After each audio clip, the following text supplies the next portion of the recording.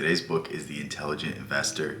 This is Warren Buffett's favorite book when it comes to investing. There's a quote on the cover. I'll read it real quick. By far the best book on investing ever written. Warren Buffett.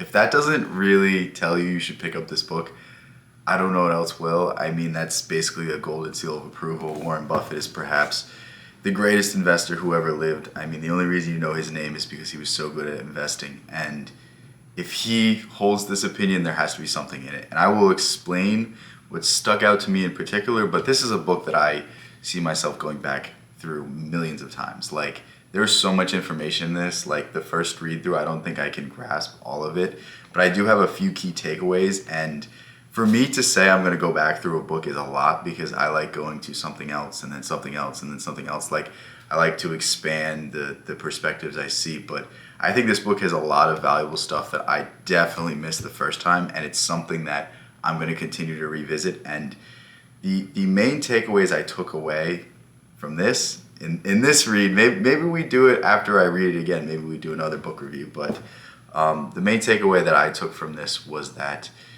there's a lot of people that think they're good investors and they really aren't. Like, the amount of time you have to put in to actually become a very competent investor that is going to over time make money, that is over time going to overperform the market, overperform all of these hedge funds. Like, it's not really worth it to put it in for most people. Like, and this is sort of my approach. This is sort of my mindset. Like, this is how I'm setting up all my retirement accounts. Like, most of the money that I have in my retirement accounts is literally just index funds, mutual funds, ETFs, and then a few stable stocks that have dividends. And that really, like, I heard someone years ago on a TikTok say, like, oh, you should have dividend stocks, they're great. So I was like, all right, I bought like AT&T or something that was like a blue chip dividend stock. And basically it confirmed whatever I heard, because in this book, this guy is basically saying that, like, the greatest way to ensure that your money is going to make money is through bonds, but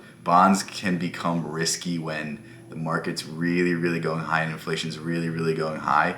So to hedge against this, you have common stock with dividends. And I was like, wow, that makes so much sense, because you have to think about, like, the only guarantee of a return on your investment from a stock is a dividend, because the stock price can go up and down. Maybe it's going to go up over time if it's like Amazon or something like that. But it was very interesting to see that, like, there was put so much emphasis on dividends, and you see more and more in most IPOs, most corporations, they don't really offer dividends, but you still do have the AT&Ts, the Coca-Colas, companies like that who have given dividends for years, and that's why their stock price has always been so stable, so strong. And I mean, even if you look at Warren Buffett's own strategy, like, there's the meme of, like, well, Warren Buffett, he drinks Coca-Cola, he eats McDonald's every day. It's like, yeah, because he owns those companies, but I think he makes like $55 million a day on Coca-Cola or something, like, or not 55 million, 550,000, like some insane number simply through dividends alone. And you're just like, all right, maybe there's something to this. Maybe if you accrue enough of it, it is really worth it, and it really does add up over time. And I really do enjoy the idea of this book, because it puts much more emphasis on safety, and it basically shows you that in the long run, if you have a lot in bonds, if you have 25 to 50% in bonds, 25 to 50% in common stock, like, that's a pretty good way to hedge your bets. That's a pretty good way to ensure that you're going to make money, especially if you're putting it into, like, well thought out trades, well thought out placements. Because this book also goes into technical analysis, which I really wasn't.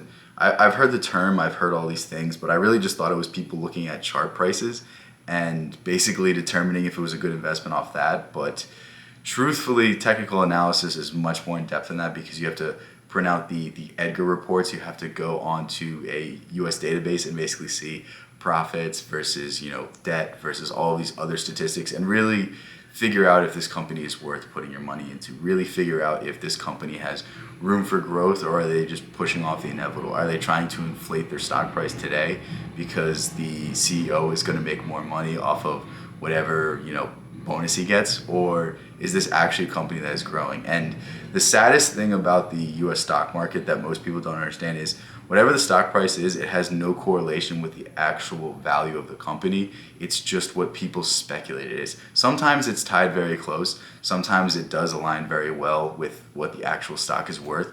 But for a lot of companies, it's based off of potential. It's based off of how popular, buying this stock is. Like, you think of Tesla. Tesla is the most shorted stock, but it's also had crazy growth simply just because of its potential. But all it takes is a few quarters in a row of Tesla not succeeding, and that stock's going to drop because it's artificially inflated. And these are very interesting things to understand. But I'm not saying that any stock is necessarily bad, but it's all about your strategy, all about what you're willing to risk. Like, are you willing to just sit there and look at the stock every day, or do you want to be more passive like I am? Like, when I start investing more and more, like, I already have some investments, but like, it's all passive. Like, I won't check it unless it's like once a year, twice a year. Like, I don't care. Like, I have my money in the S&P 500, and that's all I do. I don't want to do anything else. Like, I don't want to spend any more time. All of this stuff is boring to me, but it's still very important to learn, and it's still very important to pick up books like this. I really urge you to pick up this book. It looks very long. There's a lot of charts in it. There's a lot of like pages where it's half of footnotes. Please, please, please pick up this book. At the very least, just put it on your table and slowly start reading it, because it has a lot of great information. And I mean, the key about investing is the earlier you start investing, the earlier you start educating yourself on investing, the easier it's going to be to make yourself financially free. And that is something I've been told my entire life. I have an uncle who drives a Bentley who told me that, like, the sooner you start, the easier it's going to be. If you don't believe me, believe my uncle. I love you guys so much. Thank you guys so much. My SIM card's about to run out of data, so I have to end this. But if you want more from me, if you want to know I'm streaming, I'm actually going to stream tonight. Well, it'll be tomorrow at this point. But I haven't streamed lately. It's just because I've been so busy. If you guys miss me, that's all the reason. I'm going to get back into it. I'm going to get back into the consistency. But if you want to know when I'm streaming, join my Discord. If you want more from me, if you want my writings, if you want my philosophical and courses. And, I try to do a lot of different things just simply to give you guys the most mediums to help you out. So if you want that, go ahead and check it out. It's in my school. Love you guys so much. Peace out. I will catch you next one. Support has been crazy lately. Like, I don't know what to tell you guys aside from thank you. Yeah, see ya.